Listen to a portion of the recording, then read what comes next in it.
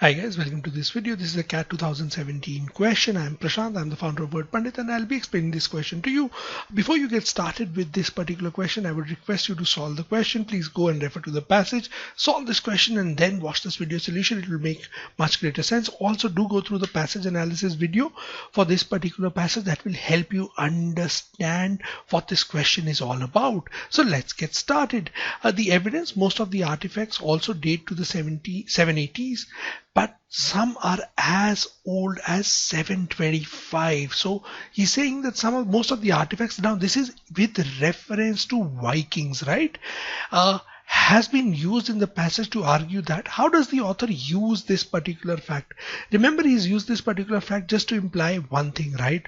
Generally, the beginning of the Viking Age, the year that is regarded as the beginning of the Viking Age, is 793.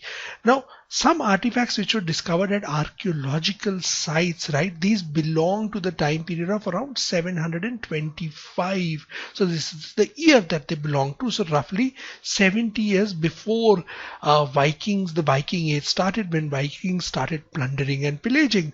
So now this is before 70 years before that. Some of their artifacts which is implied that they belong to Vikings because it belongs to Norway. They have those artifacts have resemblance to the kind of art Vikings did, their craftsmanship, so on and so forth. Now these existed right at these archaeological sites for around this time period, but the pillaging started only in 793. What would this mean? How did these artifacts land up at these sites 70 years before? And these were marketplaces.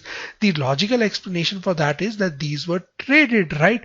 Now who is going to trade them? The people who make them. Hence you want to imply through this fact that the Vikings trade relations with Europe, it predates Viking raids. So before the raids started, Vikings already had established trade relations. So that's the time reference.